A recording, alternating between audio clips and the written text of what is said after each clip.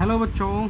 तो आज के इस वीडियो में हम लोग क्लास 10th का साइंस का सेकंड चैप्टर शुरू करेंगे, अम्ल, क्षारक एवं लवण। तो इस वीडियो में हम लोग सिर्फ अम्ल के बारे में पढ़ेंगे, फिर नेक्स्ट वीडियो में क्षारक और लवण के बारे में बारी बारी से हम लोग पढ़ने वाले हैं। तो आज का वीडियो शुरू करते हैं। टॉपिक है हमारा अम्ल, एसिड, जिसको इंग्लिश में बोलते हैं एसिड। देखिए, अम्ल एसिड क्या होता है। हम बहुत सारे जो खाद्य पदार्थ देखते हैं जिनका स्वाद खट्टा होता है, बहुत सी खाने वाली चीज़ों के हम जो स्वाद चखते हैं तो हमें क्या पता चलता है कि उनका स्वाद खट्टा होता है। तो इन खाद्य पदार्थों का स्वाद खट्टा किस वजह से होता है? क्योंकि उन पदार्थों में अम्ल पाया जाता है। क्या पाया जाता है? अम्ल। तो अम्ल के पाए जाने के कारण ही उनका स्वाद खट्टा होता है, अम्ल के कारण ही स्वाद इनका खट्टा होता है। तो अम्ल शब्द की जो उत्पत्ति हुई इसी स्वाद के कारण हुई। खट्टा स्वाद होने की वजह से इस लैटिन भाषा में खट्टे को बोलते हैं एसियर। तो एसियर से बना दिया एसिड। एसियर से किसकी उत्पत्ति हो गई? एसिड की उत्पत्ति हो गई, जिसको हिंदी में हम लोग अम्ल कह रहे हैं। तो खाद्य पदार्थों का स्वाद खट्टा किसकी वजह से होता है? अम्ल की वजह से होता है। अब हम कुछ पदार्थों के देखेंगे, खाद्य पदार्थ जिसमें कुछ अम्ल हमारे पाए जाते हैं, उनको हम एक बार देख लेते हैं कौन कौन से खाद्य पदार्थ हैं जिसमें कौन कौन से अम्ल हमारे पास उपस्थित होते हैं। तो जैसे पहला हम लोग बात करें अगर, तो एक है सिरका। सिरका खाद्य पदार्थ है जिसमें कौन सा अम्ल होता है? इसमें होता है एसिटिक अम्ल। सिरके में कौन सा अम्ल होता है? इसमें अम्ल पाया जाता है एसिटिक अम्ल।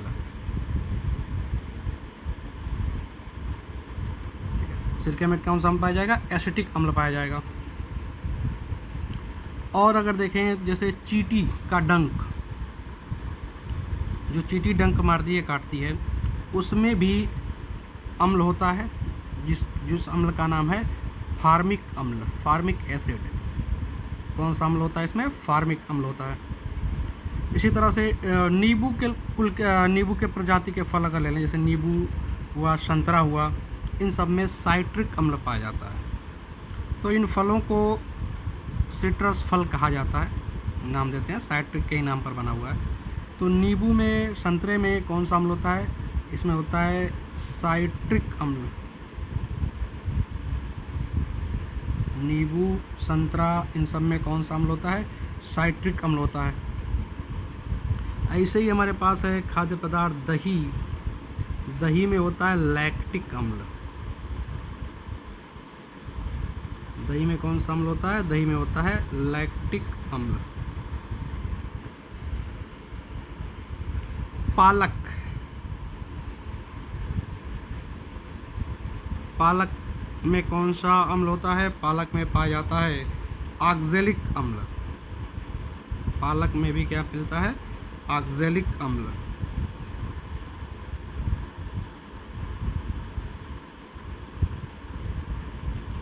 ठीक है। ऐसे ही इमली हुआ, अंगूर हुआ, कच्चा आम हुआ, इनमें टार्टरिक अम्ल पाया जाता है। आप ये लिस्ट नोट कर सकते हैं, बना सकते हैं लिस्ट। नींबू हो गया, नींबू, इमली हो गया,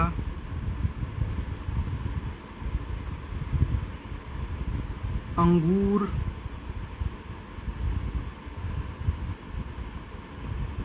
कच्चे आम, इन सब में कौन सा अम्ल पाया जाता है? इन सब में होता है टार्टरिक अम्ल। टार्टरिक अम्ल। ठीक है। ऐसे ही आंवला होता है, जो खट्टे फल हैं। आंवला और खट्टे फल जो होते हैं हमारे, जैसे कि सिट्रस फल जिनको बोलते हैं, नींबू, मौसमी वगैरह, इन सब में अगर देखें तो विटामिन सी भी पाया जाता है। क्या पाया जाता है इनमें? Vitamin C. विटामिन सी पाया जाता है। इस विटामिन सी भी एक अम्ल ही है जिसका नाम है एस्कॉर्बिक अम्ल। क्या नाम है इसका? एस्कॉर्बिक अम्ल। तो कुछ खाद्य पदार्थों में पाए जाने वाले जो अम्ल हैं उनकी सूची बना दी गई, इनको आप नोट कर सकते हैं। ठीक है, इतनी बात समझ में आ गई। तो हमने क्या देखा कि जो अम्ल होते हैं ये मुख्यतः स्वाद में खट्टे होते हैं, इनके कारण खाद्य पदार्थों के स्वाद खट्टे हो जाते हैं। अब जो ये अम्ल, जो ये खाद्य पदार्थों में पाए जाते हैं, ये जो अम्ल होते हैं ये दुर्बल अम्ल होते हैं। क्या होते हैं ये दुर्बल अम्ल होते हैं, वीक एसिड होते हैं। ये क्या होते हैं? ये वीक एसिड्स होते हैं जिनको हम खाने में प्रयोग कर सकते हैं, ठीक है। इनके अतिरिक्त भी अम्ल होते हैं जिनको हम खाने में प्रयोग नहीं कर सकते, उनको हम लोग बोलते हैं प्रबल अम्ल। क्या बोलते हैं उनको? प्रबल अम्ल बोलते हैं। तो अभी हम जब अम्ल के प्रकार पढ़ेंगे तो उस पर इस बात पे चर्चा करेंगे। तो फिलहाल ये समझ में आ गया कि अम्ल स्वाद में खट्टे होते हैं। अब इनकी डिफिनीशन क्या होगी, परिभाषा क्या लिखेंगे हम लोग? तो परिभाषा इसका बताने के लिए एक आर्हीनियस सिद्धांत है। कौन सा सिद्धांत है? आर्हीनियस।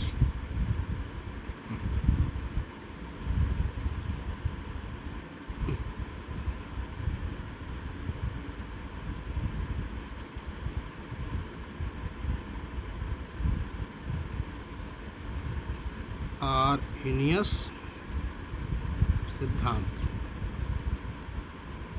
आर्हीनियस सिद्धांत द्वारा हम अम्ल की परिभाषा बता सकते हैं। तो आर्हीनियस सिद्धांत क्या कहता है कि ऐसे पदार्थ जो जलीय विलयन में वियोजित होकर केवल हाइड्रोजन आयन देते हैं। हाइड्रोजन मतलब H प्लस। H प्लस मतलब हाइड्रोजन का एक इलेक्ट्रॉन निकाल दिया गया, एक इलेक्ट्रॉन होता है उसके पास, वो भी निकाल दिया।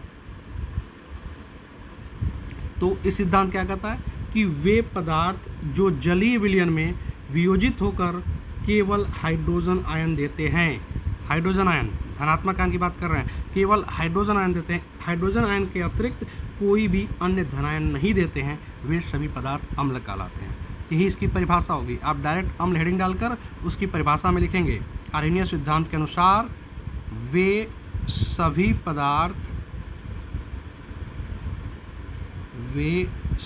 पदार्थ जो जल में घुलकर, या जलीय विलयन से लिख सकते हैं, जो जलीय विलयन में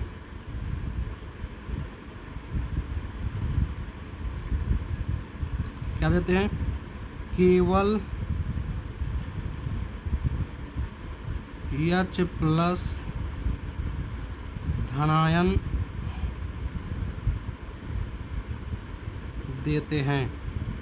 इसके अतिरिक्त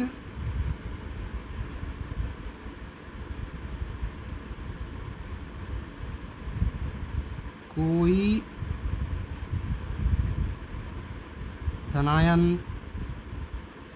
नहीं देते हैं, अम्ल कहलाते हैं। ये क्या कहलाते हैं? अम्ल। तो ये हमारी अम्ल की परिभाषा हो गई। क्या परिभाषा हो गई? कि वे सभी पदार्थ जो जलीय विलयन में, पानी में विलयन बनाने के बाद केवल H प्लस धनायन देते हैं, जिसको हम लोग हाइड्रोजन धनायन कहते हैं। क्या कहते हैं? Hydrogen ion. तो केवल H प्लस आयन देते हैं, हाइड्रोजन आयन देते हैं, इसके अतिरिक्त कोई और धनायन नहीं देंगे। ऋणायन तो होगा ही होगा, क्योंकि ये प्लस माइनस दोनों एक साथ मिलकर न्यूट्रल पदार्थ बनाते हैं, तो ऋणायन तो रहेगा, लेकिन H प्लस के अलावा दूसरा कोई धनायन नहीं रहेगा। वे उन्हीं पदार्थों को हम लोग अम्ल कहेंगे और किसी को अम्ल नहीं कहेंगे। ठीक है, इससे स्पष्ट हो जाता है कि जितने भी अम्ल हैं सबके अंदर क्या रहेगा? H प्लस आयन रहेगा। इस परिभाषा के अनुसार जो आर्हीनियस सिद्धांत है, आर्हीनियस सिद्धांत के अनुसार अम्ल में H मतलब हाइड्रोजन तत्व, हाइड्रोजन जरूर उपस्थित होगा, तभी तो H प्लस निकलेगा, इसके अंदर हाइड्रोजन होना जरूरी है आर्हीनियस सिद्धांत के अनुसार।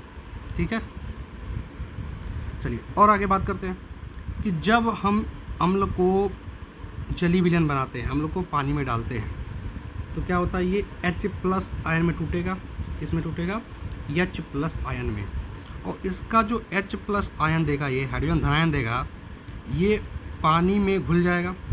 पानी में इसको डालेंगे तो ये पानी का सूत्र होता है H2O, तो इस H2O के साथ जुड़ करके, यानी जो इसका H2O है, वाटर है, पानी है, ये H प्लस इसके साथ जुड़ करके बना लेगा H2O, और इस पर आवेश आ जाएगा प्लस चार्ज, H2O प्लस।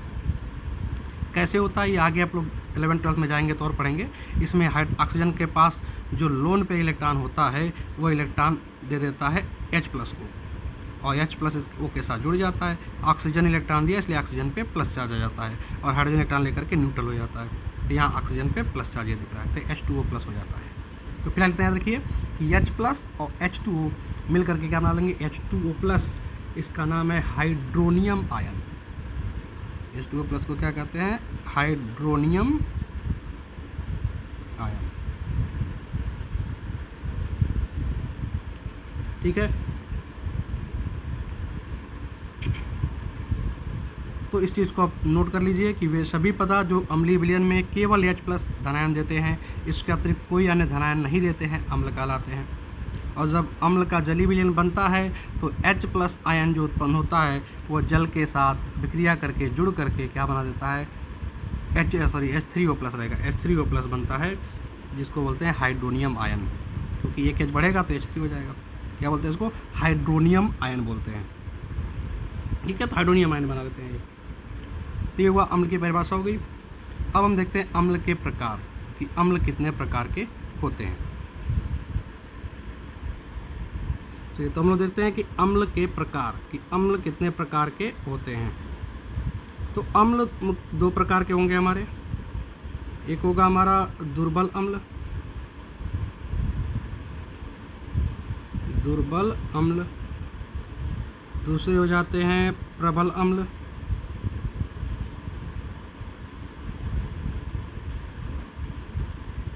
प्रबल अम्ल। वीक एसिड और स्ट्रॉन्ग एसिड इनको बोलेंगे। प्रबल अम्ल को बोलेंगे स्ट्रॉन्ग एसिड और दुर्बल अम्ल को बोलेंगे वीक एसिड।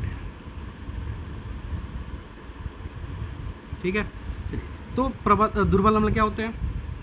दुर्बल अम्ल वे अम्ल होते हैं जिनका हम जलीय विलयन बनाएं तो पानी के अंदर ये पूरी तरह से वियोजित नहीं होते हैं, पूर्ण रूप से आयनित या वियोजित नहीं होते हैं। वियोजन मतलब टूटना, और चूंकि ये आयनों में टूटेंगे, एक H+ आयन निकलेगा, दूसरा ऋणायन निकलेगा, तो इसलिए उसको हम आयनित भी कर सकते हैं।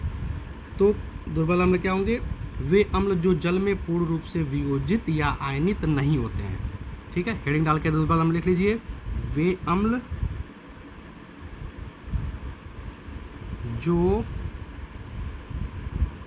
जल में पूर्ण रूप से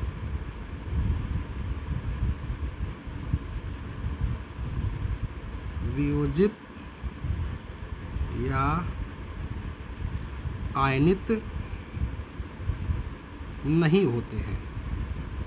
ठीक है, क्या कहलाते हैं? दुर्बल अम्ल कहलाते हैं। पूर्ण रूप से वियोजित न होने का मतलब क्या है कि अगर इनके जितने भी अणु रहेंगे उसमें से कुछ अणु ही आयनित होंगे, बाकी सब उसी रूप में रहेंगे, बिना टूटे रह जाएंगे। ठीक है, और प्रबल अम्ल क्या होता है? इसका उल्टा, वे अम्ल जो जल में पूर्ण रूप से वियोजित या आयनित होते हैं। इसको लिख लीजिएगा, वे अम्ल जो जल में पूर्ण रूप से वियोजित या आयनित होते हैं उन्हें हम क्या कहते हैं? प्रबल अम्ल कहते हैं। प्रबल अम्ल का उदाहरण अगर देखें तो पहले तो लिख लेंगे कि ये किस रूप से वियोजित होते हैं? पूर्ण रूप से आयनित या वियोजित होते हैं। ठीक है, इसका एग्जाम्पल देखें अगर कि प्रबल अम्ल क्या है हमारे पास, तो जैसे H2SO4 जिसका नाम है सल्फ्यूरिक अम्ल, सल्फ्यूरिक अम्ल। HNO3 जिसको बोलते हैं नाइट्रिक अम्ल।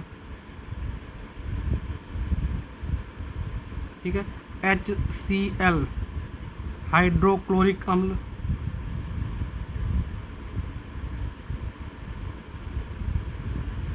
हाइड्रोक्लोरिक अम्ल। ठीक है, ये सब हमारे क्या है? प्रबल अम्ल हैं, क्योंकि इनको हम जब जैसे ही पानी में डालेंगे ये पूर्ण रूप से आयनित हो जाते हैं। चलिए दुर्बल अम्ल के एग्जांपल देखते हैं हम लोग। दुर्बल अम्ल कौन कौन से हमारे पास हैं? जैसे CH3COOH, इसका स्रोत है नाम है एसिटिक एसिड, जो कहाँ पाया जाता? अभी बताया था, सिरके में पाया जाता था। तो एसिटिक एसिड हो गया, फार्मिक एसिड हो गया, HCOOH ये फार्मिक एसिड है। HCN हो गया, जिसको हाइड्रोजन साइनाइड बोलते हैं, हाइड्रोजन साइनाइड। ये क्या हमारा? दुर्बल अम्ल है। जो भी हम लोग अभी खाद्य पदार्थों में देख रहे थे ये सभी दुर्बल अम्ल होते हैं। ठीक है, और जो हमारे प्रबल अम्ल हैं इनको हम लोग खनिज अम्ल भी कहते हैं। ध्यान रखिएगा, इनको क्या बोलते हैं हम लोग? खनिज अम्ल बोलते हैं। मिनरल एसिड, मिनरल एसिड होते हैं। इनका एक नाम है खनिज अम्ल या मिनरल एसिड। ठीक, अब इन अम्ल को देखें, अगर इनका हम आयनीकरण करें या वियोजन करें तो कैसे होंगे ये, सबसे H+ निकलता है, जिसको याद रखेंगे। जैसे देखें CH3COO और प्लस क्या हो जाएगा H+। जब इसका वियोजन करेंगे, आयन करेंगे तो ये मिलेगा। HCOOH फार्मिक अम्ल का इसका वियोजन करेंगे तो क्या निकलेगा, HCOO- ऋण आयन और प्लस क्या मिलेगा, एक H+ मिलेगा, हाइड्रोजन आयन। ऐसे ही HCN का करेंगे तो इससे H+ हाइड्रोजन आयन और साथ में CN- साइनाइड आयन। इसको बोलते हैं एसीटेट आयन। एस्टिक एसिड से जो मिलेगा उसका नाम एसीटेट आयन है। फार्मिक एसिड से जो मिलेगा उसका नाम फार्मेट आयन है। तो फिलहाल आपको 10th में नाम याद करने की ज़रूरत नहीं है, ठीक है। तो अम्ल अम्ल अम्ल के प्रकार, दोनों बात आपको समझ में आ गई। चलिए अब हम लोग आगे बढ़ते हैं। अब हम देखेंगे अम्ल के भौतिक गुण, फिजिकल प्रॉपर्टीज़, और उसके बाद हम लोग पढ़ेंगे केमिकल प्रॉपर्टीज, रासायनिक गुणों के बारे में। चलिए, तो फिजिकल प्रॉपर्टीज़ में हम लोग देखते हैं। पहला क्या होता है, अम्ल। अभी हमने देखा कि हम लोग को पानी में डालते हैं तो घुल जाता है। और क्या होता है, स्वाद में खट्टा होता है, खट्टेपन ही पहचान है खट्टापन अम्ल का। तो जल में विलय एवं स्वाद में खट्टे होते हैं, पहला पॉइंट हो जाएगा आपका। दूसरा क्या होगा, अम्ल संक्षारक प्रकृति के होते हैं। संक्षारक प्रकृति का मतलब क्या है कि अगर किसी वस्तु पर, किसी पदार्थ पर इसको डाला जाए तो उसको ये जला देता है, उसको नष्ट कर देता है।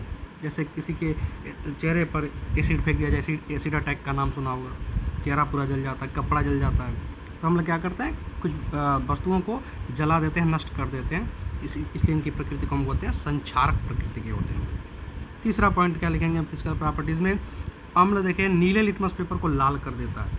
लिटमस पेपर के बारे में हम लोग अगले टॉपिक्स में पढ़ेंगे, जब हम लोग सूचक पढ़ेंगे तो उसमें इसके बारे में डिटेल डिस्कशन करेंगे कि लिटमस क्या होता है, कितने तरह का होता है।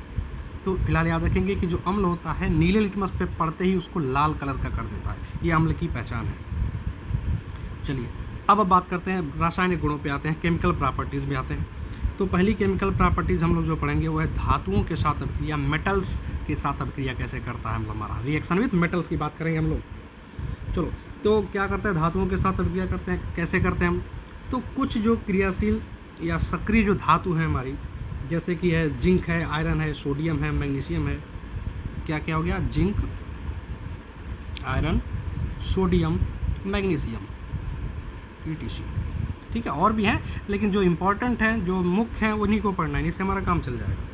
तो ये धातुओं की अभिक्रिया जब अम्ल से कराते हैं तो इन धातुओं के लवण बनते हैं, धातुओं के साल्ट बनते हैं, लवण बन जाते हैं, और साथ ही साथ हाइड्रोजन गैस मुक्त होती है। क्या मुक्त होती है, हाइड्रोजन गैस मुक्त होती है। तो जब धातुएं अम्ल के साथ अभिक्रिया करती हैं तो धातु का लवण बनता है और साथ साथ हाइड्रोजन गैस मुक्त होती है। मतलब इसको हम शॉर्ट में ऐसे लिख सकते हैं, धातु प्लस अम्ल क्या मिलेगा, धातु का लवण मिलेगा, या सीधे सिर्फ लवण लिख सकते हैं, कोई दिक्कत नहीं है। लवण लिख दो, सिर्फ लवण बनता है plus H2 gas, hydrogen gas निकलती है, ठीक है। ये तीर की पहचान है कि हाइड्रोजन गैस के रूप में निकल रहा है। तो क्या लिख सकते हैं कि धातु अम्ल के साथ अभिक्रिया करके लवण बनाते हैं और साथ साथ हाइड्रोजन गैस मुक्त करते हैं। रिएक्शन को देखें हम लोग एग्जाम्पल के रूप में। तो जिंक लिया जो कि ठोस रूप में है, इसकी क्रिया किसके साथ करा दी हमने, सल्फ्यूरिक अम्ल के साथ करा दिया, H2SO4 सल्फ्यूरिक अम्ल, ये एक्वस जली विलयन के रूप में रहेगा, ठीक है। इसमें जिंक डाल दिया हमने सॉलिड रूप में, ठोस के रूप में, तो क्या बनता है, लवण बनता है। देखो अम्ल क्या करता है, H+ निकालता है, हाइड्रोजन आयन, इसका H+ निकाल दो, H2SO4 का। तो H2SO4 का आयन हम लोग पीछे छूट गया था, बताया नहीं था। यहाँ ध्यान दें कि H2SO4 का जब हम लोग आयन करेंगे तो यहाँ से क्या मिलेगा, H+ निकलेगा। कितने H+, इसमें 2 H+ निकलते हैं, 2 H+, ठीक है, 2 H+, और साथ में क्या निकलेगा, sulphate ion SO4 double minus निकलेगा। H2SO4 का आयन से मिलेगा। तो इसका जो H2 निकलेगा, 2 H+ निकलेगा, वो H2 के रूप में, गैस के रूप में निकल जाएगा। और बाकी बचेगा क्या, यहाँ से SO4 और यहाँ जिंक। SO4 पे 2 माइनस आयन है, सल्फेट आयन, और जिंक पे Zn डबल प्लस होता है, ठीक है। तो दोनों जुड़ जाएंगे, ZnSO4, ये बन जाएगा जिंक सल्फेट। तो ये पहली अभिक्रिया हमारी हो गई कि जिंक की अभिक्रिया सल्फ्यूरिक अम्ल से कराने पर जिंक सल्फेट बनता है और हाइड्रोजन गैस निकलती है। ऐसे ही अगर हम करा दें किसके साथ, एक रिएक्शन और देखते हैं,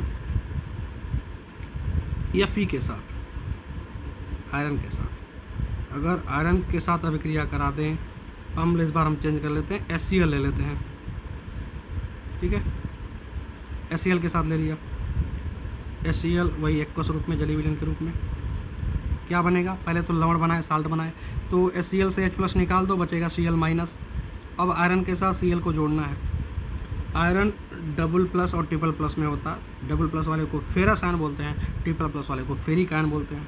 तो यहाँ पे Fe++ 2 Cl को के साथ जुड़ करके FeCl2 बनाता है। FeCl2 फेरस क्लोराइड बनाता है।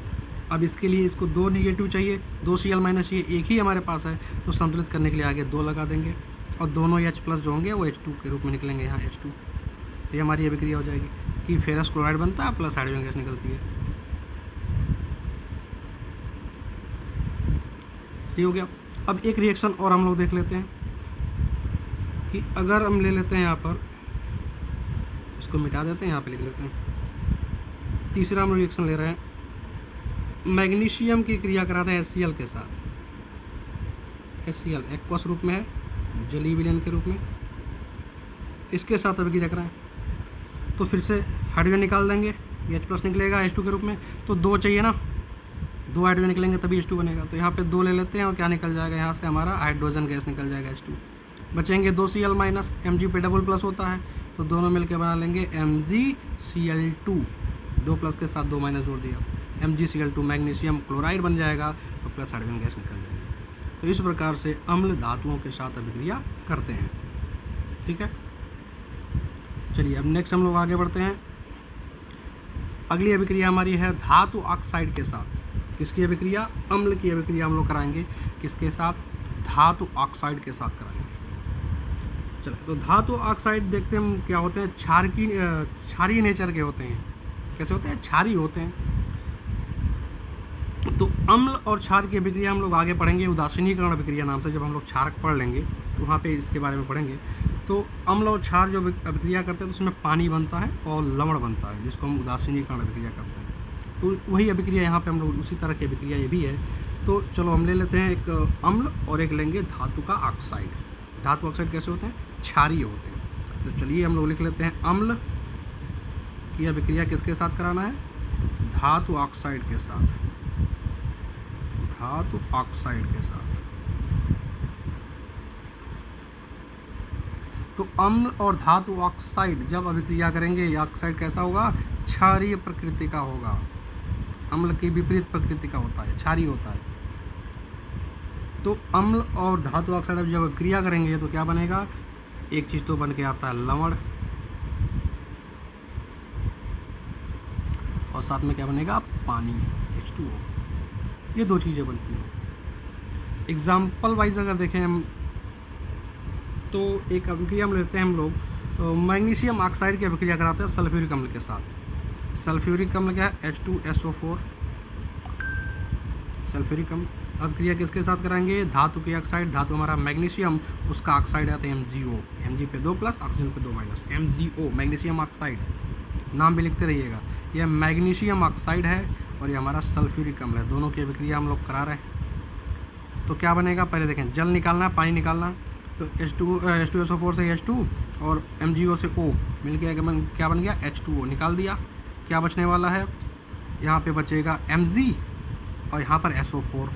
SO4 पे डबल- होता है और Mg पे डबल+ होता है, तो दोनों जुड़ जाएगा, क्या हो जाएगा, MgSO4, यानी मैग्नीशियम सल्फेट और प्लस पानी, ये बन जाएगा मैग्नीशियम सल्फेट और पानी। अब मैग्नीशियम सल्फेट विलयन के रूप में रहेगा, एक्वस इसको हम लिख सकते हैं, पानी में घुला हुआ, घुले हुए रूप में मिल जाएगा ये मैग्नीशियम सल्फेट। तो एक्वस लिख दिया इसके आगे, ठीक है। एक एग्जांपल हम लोग देख लिया। चलिए दूसरा एग्जांपल अगर हम लोग देखें, अम्ल की क्रिया धातु ऑक्साइड के साथ, तो अगला धातु ऑक्साइड हम लोग लेते हैं कैल्शियम ऑक्साइड। कैल्शियम ऑक्साइड जिसको चूना भी कहते हैं। तो कैल्शियम ऑक्साइड की क्रिया किसके साथ करा देंगे हम लोग, हाइड्रोक्लोरिक अम्ल के साथ। देखते हैं कैसी ये क्रिया करता है, HCl हाइड्रोक्लोरिक अम्ल किस रूप में रहेगा, एक्वस जलीय विलयन के रूप में। और कैल्शियम ऑक्साइड किस रूप में रहेगा, ठोस रूप में। दोनों की अभिक्रिया कराएंगे। तो पहला काम H2O निकालिए, पानी निकालिए। तो HCl में एक ही H है, 2 चाहिए तो आगे 2 लगा दीजिए, 2 H और 1 O, क्या निकल गया यहाँ से, हमारा निकल गया H2O, जल निकल गया, जल काढ़ू निकाल दिए। अब क्या बचेगा, यहाँ से 2 Cl माइनस बचेंगे HCl में, और यहाँ पर Ca डबल प्लस, क्योंकि O पे 2 माइनस होता है तो Ca पे 2 प्लस रहा होगा। अब 2 प्लस और 2 माइनस जुड़ जाएंगे तो क्या बन जाएगा, CaCl2। Cl के साथ Cl पे 1 माइनस होता है, 2 Cl 2 माइनस हो गया। ठीक है, तो ये हमारा बन गया कैल्शियम क्लोराइड। क्या बनेगा, कैल्शियम क्लोराइड बनेगा। ये भी किस रूप में रहेगा, एक्वस रूप में रहेगा, जलीय विलयन के रूप में रहेगा, पानी में घुला हुआ रहेगा हमारा। ये हमने धातु ऑक्साइड के साथ अभिक्रिया पढ़ ली। चलिए साथ साथ एक लोग हम तीसरी अभिक्रिया और है उसको भी हम लोग पढ़ लेते हैं। वो अभिक्रिया हमारी क्या है कि हम धातु कार्बोनेट या धातु हाइड्रोजन कार्बोनेट, इन दोनों के साथ हम अभिक्रिया देखेंगे। किसके साथ, धातु कार्बोनेट और धातु हाइड्रोजन कार्बोनेट के साथ।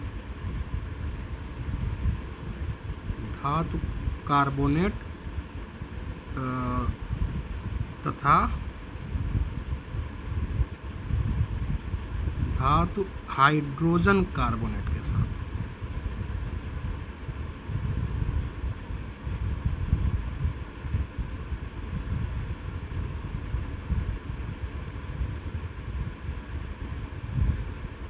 ठीक है, ये अभिक्रिया हमारी धातु कार्बोनेट से कराएंगे और धातु हाइड्रोजन कार्बोनेट के साथ कराएंगे। चलिए तो हम बात करते हैं क्या बनेगा। तो देखिए, अगर धातु कार्बोनेट या हाइड्रोजन कार्बोनेट हम ले रहे हैं, इसकी अभिक्रिया हम कराएंगे किसके साथ, अम्ल के साथ। तो हमारा मुख्यतः जो बनेगा वो बनेगा लवण बनेगा एक, तो दूसरा बनेगा कार्बन डाइऑक्साइड यानी CO2, और तीसरा बनेगा जल यानी H2O। ये 3 चीज़ें बनती हैं, लवण, कार्बन डाइऑक्साइड और पानी। ठीक है, इसी को आपको याद रखना है। ये जो हिंदी में लिखी जा रही है इन्हीं को आपको याद रखना लैंग्वेज को, कि धातु कार्बोनेट की अभिक्रिया अम्ल से कराने पर लवण बनता है, कार्बन डाइऑक्साइड बनता है और पानी बनता है। ठीक है, अब एग्जाम्पल वाइज देखते हैं। हमने ले लिया एक धातु का कार्बोनेट हो गया calcium carbonate CaCO3, calcium carbonate ठोस रूप में है। इसकी अभिक्रिया करा दी अम्ल के साथ। अम्ल ले लिया हमने HCl, हाइड्रोक्लोरिक अम्ल किस रूप में रहेगा, एक्वस रूप में रहेगा, जलीय विलयन के रूप में रहेगा। अभिक्रिया कराना स्टार्ट किए, दोनों के बीच अभिक्रिया कराएगा, लवण बनाएंगे। लवण कैसे बनता है, देखें CaCO3 में हमारा जो मेटल है, धातु है, वो क्या है Ca, और यहाँ H प्लस और Cl माइनस है। तो इस धातु में धातु धनायन के रूप में निकलता है, हमेशा देखेंगे धातु धनायन के रूप में निकलतेगा, Ca डबल प्लस के रूप में निकलेगा ये, और यहाँ से Cl है माइनस है, तो प्लस माइनस जोड़ दीजिए। अब Ca पे 2 प्लस है, Cl पे 1 माइनस है, तो 2 प्लस के साथ 2 माइनस होना चाहिए, तो इसके आगे 2 लगा लीजिए तुरंत। तो 2 Cl और 1 Ca क्या बन जाएगा, CaCl2 बना लेंगे हम लोग। ठीक है, CaCl2 कैल्शियम क्लोराइड लवण हो गया। और साथ में क्या बनाना है, कार्बन डाइऑक्साइड और प्लस पानी। ये तो लिखना है डायरेक्ट, समीकरण को आप संतुलित करेंगे। तो पहला फिलहाल ये संतुलित है, संतुलित करने की ज़रूरत ही नहीं है। चलिए, पहला अभिक्रिया हो गया कैल्शियम कार्बोनेट और हाइड्रोक्लोरिक अम्ल की अभिक्रिया। दूसरी अभिक्रिया हम लोग देखते हैं इसके साथ। इस बार हम लेते हैं हाइड्रोजन कार्बोनेट लेते हैं, जिसको बाई कार्बोनेट भी कहते हैं। क्या लेंगे इस बार, बाई कार्बोनेट या हाइड्रोजन कार्बोनेट लेंगे। कैल्शियम का ही ले लेते हैं, तो calcium hydrogen carbonate CaHCO3, CaHCO3। ठीक है, ये HCO3 ये जो है ये बाई कार्बोनेट आयन कहलाता है या हाइड्रोजन कार्बोनेट आयन कहलाता है। ठीक है, CO3 डबल माइनस है, वो कार्बोनेट है, और HCO3 सिंगल माइनस है, ये हमारा हाइड्रोजन कार्बोनेट या बाई कार्बोनेट होता है। तो कैल्शियम के साथ जुड़ा, अब इस पर 1 माइनस होता है, कैल्शियम पे 2 प्लस है, तो इसको ब्रैकेट के नीचे 2 लिखना पड़ेगा। ये हो गया कैल्शियम बाई कार्बोनेट या कैल्शियम हाइड्रोजन कार्बोनेट। इसकी अभिक्रिया करा देते हैं हम लोग HCl के साथ, हाइड्रोक्लोरिक अम्ल के साथ। अभिक्रिया बनाइए, क्या बनेगा, फिर यहाँ दिख रहा है कैल्शियम आयन मिलेगा, क्लोराइड आयन मिलेगा, दोनों जुड़ के क्या बन जाएंगे, CaCl2 और प्लस कार्बन डाइऑक्साइड और प्लस पानी। ये फिक्स है। ये हमारा क्या हाइड्रोजन कार्बोनेट है, ये कार्बोनेट है, तो कार्बोनेट हाइड्रोजन कार्बोनेट की अभिक्रिया जब भी हम इससे कराएंगे, सीधा सीधा पहले कार्बन डाइऑक्साइड और पानी तो बनेगा ही, बचेगा लवण। लवण को देखिए प्लस माइनस देख के जोड़ दीजिए बस। ठीक है, उसके बाद इक्वेशन को, समीकरण को संतुलित भी करना पड़ेगा, अगर संतुलित नहीं है तो। तो एक बार चेक कर लेते हैं संतुलित है कि नहीं है। यहाँ पे देखें C है कार्बन, यहाँ पे 2 लिखा हुआ नीचे, तो कार्बन कितने हो गए? कार्बन यहाँ पे दिख रहा है 2 कार्बन हैं लेफ्ट साइड में, और राइट साइड में सिर्फ एक ही है, तो फिलहाल यहाँ 2 लगा दो कार्बन बराबर करने के लिए। और जैसे ही कार्बन को बराबर करेंगे ये दिख रहा होगा कि हाँ ये तो ठीक है। आगे बढ़ते हैं, हाइड्रोजन को गिनते हैं। तो यहाँ पे देखिए हाइड्रोजन कितने हैं, यहाँ पे 2 लिखा है, देखिए HCO3 होल ट्वाइस है, तो हाइड्रोजन कितने हो गए? 2 हो गए। यहाँ पे एक ही H है। अब यहाँ पे Cl 2 था, तो Cl को संतुलित करने के लिए यहाँ 2 लगा देंगे, तो हाइड्रोजन 2 यहाँ भी हो गया और 2 यहाँ भी, 2 4 हाइड्रोजन हो गया। और दाएं तरफ देखेंगे तो सिर्फ 2 हाइड्रोजन है, यहाँ आगे 2 लगा देंगे, तो हाइड्रोजन भी संतुलित हो गया। अब ऑक्सीजन को गिनेंगे, तो यहाँ 2 लिखा है, 2 ऑक्सीजन, यहाँ 2 दूनी 4, तो 4 ये और 2 ये, 6 ऑक्सीजन हो गए टोटल। इधर देखते हैं तो 3 दूनी 6 ऑक्सीजन, यानी सब कुछ संतुलित हो गया। तो ये हमारा संतुलित रासायनिक समीकरण हो जाएगा। तो इस तरह से हमने अम्ल की रासायनिक गुण और भौतिक गुणों के बारे में देख लिया। चलिए अब हम लोग आज के वीडियो के समापन की तरफ बढ़ते हैं। अब हमारा लास्ट टॉपिक आज का है, वो है अम्लों के उपयोग। अम्लों के उपयोग, अम्ल का उपयोग क्या है, कहाँ पे हम इसको उपयोग करते हैं, इन सब के बारे में कुछ महत्वपूर्ण बातें हम लोग समझेंगे। चलिए अम्लों के उपयोग हैं। यूजेज ऑफ एसिड्स की बात कर रहे हैं हम लोग, तो सबसे पहला अम्ल जो हम लोग लिखेंगे वो है हाइड्रोक्लोरिक अम्ल। लिखते रहिए साथ में, हाइड्रोक्लोरिक अम्ल। हाइड्रोक्लोरिक अम्ल का क्या क्या उपयोग है, परीक्षा में आपसे पूछ सकता है कि हाइड्रोक्लोरिक अम्ल के उपयोग बताइए, सल्फ्यूरिक अम्ल के उपयोग बताइए, नाइट्रिक अम्ल के बताइए, इस तरह से क्वेश्चन आ सकता है। तो हाइड्रोक्लोरिक अम्ल का उपयोग क्या होता है, ये वस्त्र उद्योग में कपड़ा रंगने के काम आता है। किसके काम आता है? कपड़ा रंगने के। पहला उपयोग इसको कपड़े को रंगने के लिए किया जाता है। दूसरा क्या होता है, लोहे की चादर जो होती है, अगर उसको हमें मान लो उस पर पॉलिश करना है, तो उससे पहले उसको HCl से साफ़ करते हैं। तो क्या करेंगे, लिखेंगे कलई करने से पूर्व लोहे की चादरों को साफ़ करने में भी इसका प्रयोग किया जाता है। कलई मतलब पॉलिश करना, उसको कलई करने से पहले लोहे की चादर को साफ करने में, ठीक है। 2 उपयोग हो गया, बहुत है। चलिए दूसरा हम लोग अम्ल देखते हैं, वो है हमारा सल्फ्यूरिक अम्ल H2SO4।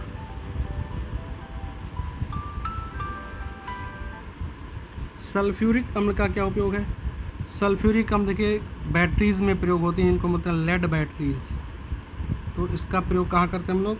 लेड बैटरियों में, ठीक है। कहाँ प्रयोग करते हैं? लेड बैटरियों में इसका प्रयोग किया जाता है। फिर है प्लास्टिक उद्योग में इसका प्रयोग करते हैं, कृत्रिम रेशे बनाने में इसका प्रयोग किया जाता है। उसके बाद फर्टिलाइज़र उर्वरक बनाने में भी इसका किया जाता है। ये सब चीज़ें आप लिख सकते हैं खुद से। उर्वरक निर्माण में भी इसका प्रयोग किया जाता है। और कहाँ प्रयोग करते हैं? प्लास्टिक उद्योग में करते हैं, ठीक है। और पेट्रोलियम उद्योग, प्लास्टिक, इन सब में इसका प्रयोग किया जाता है। 2 लिख लीजिए, बहुत है। चलिए तीसरा हम लोग आते हैं, अम्ल लेते हैं नाइट्रिक अम्ल HNO3, जिसको हम लोग सोरा का अम्ल भी कहते हैं। क्या? सोरे का अम्ल भी इसको एक नाम दिया जाता है। इस नाम को भी याद रखिए, नाइट्रिक अम्ल या सोरे का अम्ल। इसका उपयोग कहाँ करते हैं हम लोग? सोना तथा चांदी का शोधन में किया जाता है। सोने तथा चांदी के शोधन में किया जाता है। सोने तथा चांदी के शोधन में इसका प्रयोग किया जाता है। लिख लीजिए इसको पूरा, शोधन में, ठीक है। और कहाँ प्रयोग करते हैं? इसका भी उपयोग उर्वरक निर्माण में किया जाता है, उर्वरक में। और भी इसका उपयोग है, इससे विस्फोटक पदार्थ बनाए जाते हैं, विस्फोटक निर्माण में, विस्फोटक पदार्थ बनाने में, ठीक है। तो ये कुछ मुख्य अम्लों के मुख्य उपयोग हुए। तो इस वीडियो में इतना ही। फिर हम लोग नेक्स्ट वीडियो में पढ़ेंगे अम्ल के क्षार के बारे में। फिर अगले वीडियोज़ में हम लोग लवण के बारे में चर्चा करेंगे। तो फिलहाल के लिए वीडियो को अच्छे से देखिए, नोट्स बनाइए और ज़्यादा से ज़्यादा अपने दोस्तों के साथ शेयर कीजिए। और हाँ, चैनल को सबसे पहले सब्सक्राइब कर लीजिए और बेल आइकन को प्रेस कर दीजिए। चलिए तब तक के लिए बाय बाय।